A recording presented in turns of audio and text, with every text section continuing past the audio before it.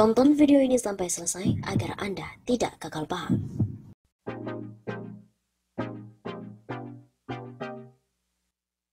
Ada 157 pelanggaran yang dilakukan pemerintah era Jokowi. Sikap intoleran di beberapa daerah di Indonesia terus berlangsung di era kepemimpinan Presiden Joko Widodo. Direktur Riset Setara Institute, Halili Hasan menerangkan, perilaku intoleransi yang dia catat kebanyakan dilakukan pemerintah daerah berupa pelanggaran kebebasan beragama atau berkeyakinan. Dalam periode pertama pemerintahan Presiden Joko Widodo, pemerintah daerah merupakan aktor negara yang paling banyak menjadi pelaku pelanggaran KBB dengan 157 tindakan. Ujar Halili dalam siaran pers yang diterima oleh kantor berita politik RMOL pada hari Selasa 29 September.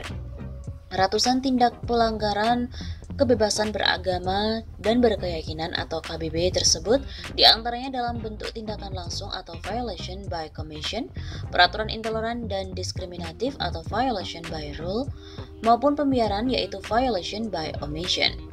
Bahkan perilaku seperti itu diakui kembali marak jelang setahun pemerintahan Joko Widodo Ma'ruf Amin, di mana berbagai pelanggaran KBB dan ekspresi intoleransi menunjukkan peningkatan intensitas paling tidak dalam sebulan terakhir ini. Misalnya yang terjadi pada 1 September lalu, terdapat pelarangan pembangunan fasilitas rumah dinas pendeta di Gereja Kristen Protestan Pak Dairi, Kecamatan Napagalu, Kabupaten Aceh Singkil. Kemudian tanggal 13 September 2020 terjadi gangguan sekelompok orang intoleran atas ibadah terhadap jemaat HKBP KSB di Kabupaten Bekasi, dan pada 20 September yang terjadi penolakan ibadah dari sekelompok warga Geraha Prima Kecamatan Jonggol, Kabupaten Bogor terhadap jemaat dari Gereja Pantai Kosta Indonesia. Adapun pada 21 September 2020 juga terjadi pelarangan ibadah bagi umat Kristen di Desa Ngastemi, Kecamatan Bangsal, Kabupaten Mojokerto. Potret tersebut memperkuat fenomena terjadinya peningkatan tindakan intoleransi dan pelanggaran KBB di Indonesia. Sejak tahun politik nasional 2019, ada kecenderungan peningkatan ekspresi intoleransi dan diskriminasi terhadap kelompok-kelompok agama minoritas, ungkap Halili. Sepanjang tahun lalu tercatat 200 peristiwa pelanggaran KBB dialami masyarakat minoritas. Persoalan itu membuat Setara Institute mengutuk keras setiap tindakan yang menghalang-halangi penikmatan hak konstitusional setiap warga untuk beragama dan beribadah.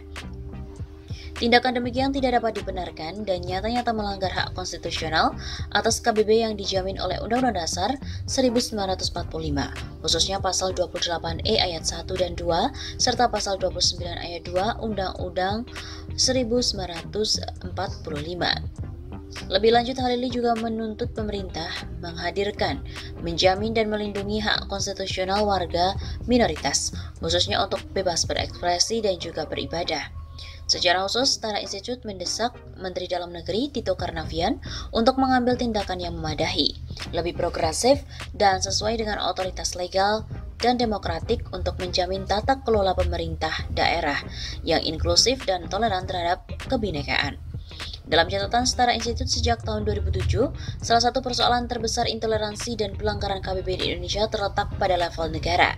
Pemerintah selama ini lebih sering absen ketika para kelompok minoritas diintimidasi, direstriksi, didiskriminasi, bahkan dipersekusi. Begitu tutupnya.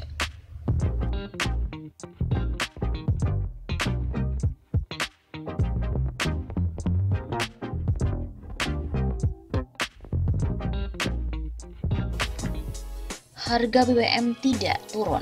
Rakyat pun menuntut ganti rugi 24 triliun rupiah. Bagaimana nih Pak Jokowi? Tak lama setelah dilantik, Presiden Joko Widodo menerbitkan Perpres nomor 191 tahun 2014 tentang penyediaan, pendistribusian, dan harga jual eceran BBM pada 31 Desember 2014.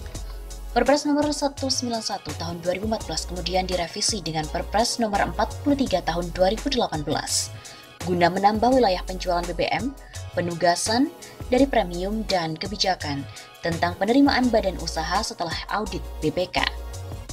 Harga eceran BBM berubah, terutama seusai dengan fluktuasi harga minyak dunia dan nilai tukar dolar Amerika Serikat terhadap rupiah.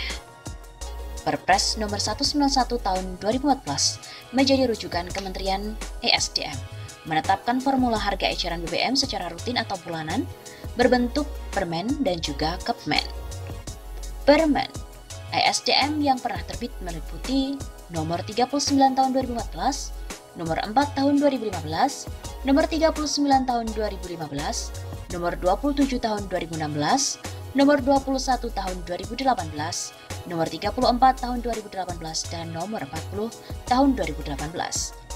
Kemudian dilanjutkan nomor 19 tahun 2019, nomor 62K 2019, nomor 187 tahun 2019, nomor 62K tahun 2020, dan yang terakhir adalah nomor 83K tahun 2020.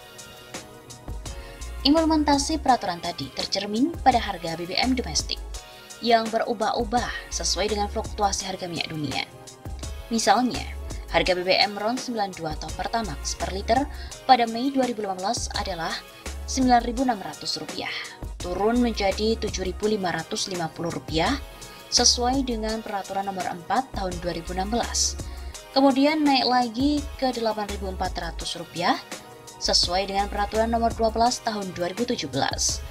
Kemudian menjadi Rp9.150 sesuai dengan peraturan nomor 2 tahun 2018, dan seterusnya seharga Rp9.850, kemudian turun ke Rp9.200 dan juga menjadi Rp9.000 sesuai dengan peraturan nomor 2 tahun 2020. Harga minyak dunia yang dinamis membuat harga eceran Pertamax pernah lebih rendah dari Rp8.000 atau lebih mahal dari Rp9.000 per liternya. Artinya, sesuai peraturan yang ada, rakyat harus membeli BBM lebih mahal dari Rp9.000 per liter saat harga minyak dunia naik, atau pernah menikmati harga murah lebih rendah dari Rp8.000 per liter saat harga minyak dunia turun. Ternyata pada saat harga minyak dunia turun secara signifikan menjadi sekitar $32 AS per barel pada Maret 2020 atau sekitar $21 AS per barel pada April 2020, harga BBM juga tidak turun. Kondisi normal yang berlangsung 4 tahun terakhir tidak lagi dijalankan, meski aturan rujukan pun masih berlaku. Menteri ESDM Arifin Tasrif beralasan bahwa harga minyak masih belum stabil dan harga BBM Indonesia sudah cukup murah.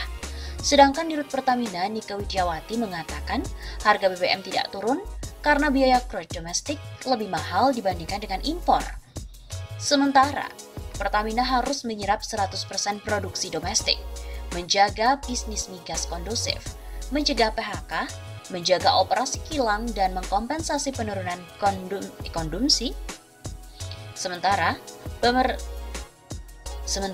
Pertamina harus menyerap 100% produksi domestik, menjaga bisnis migas kondusif, mencegah PHK, menjaga operasi kilang, dan mengkompensasi penurunan konsumsi BBM akibat COVID-19. Apapun alasannya, kita tetap tidak dapat menerima jika harga BBM tidak turun. Mengapa? Karena peraturan dan formula harga eceran BBM masih berlaku. Selama ini rakyat rela membayar harga BBM lebih mahal sesuai dengan aturan. Dengan aturan yang wajar, rakyat pun menuntut harga BBM turun saat harga minyak turun. Seperti terjadi pada harga Pertamax per liter hanya Rp7.550 pada tahun 2016 ataupun Rp8.400 per liter pada tahun 2017. Rakyat pun wajar menuntut harga BBM segera turun dan menuntut ganti rugi kemahalan harga. Rakyat menolak kebijakan semau gue dengan melanggar peraturan yang diterbitkan sendiri oleh pemerintah. Jika pemerintah menghalangi rakyat menikmati harga BBM lebih murah, sementara aturan rujukan pun masih berlaku, maka dapat dinyatakan pemerintah telah bertindak semau gue melawan hukum dan menzalimi rakyat. Sesuai keputusan Menteri ESDM nomor 62K tahun 2020, formula harga bensin di bawah RON 95, bensin RON 98, dan minyak solar CN51 adalah MOPS atau Argus Rp1.800 per liter plus margin 10% dari harga dasar. Sebagai contoh, dengan formula tadi, sesuai MOPS, rata-rata 25 Februari sampai dengan 24 Maret 2020 dengan kurs dolar yaitu Rp15.300, maka diperoleh harga BBM yang berlaku 1 April 2020, jenis Pertamax RON 92 sekitar Rp5.500 per liter, dan Pertalite RON 90 sekitar Rp5.250 per liternya. Ternyata, harga resmi BBM di SPBU masing-masing adalah Rp9.000 dan juga Rp7.650. Dengan demikian, jika dibanding harga sesuai formula, maka konsumen BBM Pertamax membayar lebih mahal, Rp2.000 sampai dengan Rp3.500 per liternya. Hal sama juga terjadi untuk BBM tertentu atau solar, dan khusus penugasan atau premium, namun dengan nilai kemahalan sekitar Rp1.250 sampai Rp1.500 per liter. Untuk semua jenis BBM rata nilai kemahalan diasumsikan Rp2.000 per liter. Harga rata dari minyak dunia bulan Februari, Maret, April, Mei sampai dengan Juni 2020 masing-masing adalah sekitar $55 Amerika Serikat, $32 Amerika Serikat, $21 Amerika Serikat, $29 Amerika Serikat, dan $39 Amerika Serikat per barel. Sedangkan nilai tukar rata dolar Amerika Serikat terhadap rupiah untuk periode yang sama adalah Februari, yaitu Rp14.340, Maret sampai April Rp16.300, Mei Rp14.800, dan Juni Rp14.600. Berdasarkan asumsi-asumsi harga minyak dunia dan juga nilai tukar tadi, serta merujuk nilai kemahalan atau kelebihan bayar April 2020 sebesar Rp2.000 per liter, IRES pun memperkirakan kelebihan bayar konsumen BBM per liter untuk periode Maret sampai Juni 2020 adalah Maret Rp1.000, April Rp2.000, Mei Rp2.600, dan Juni Rp1.600.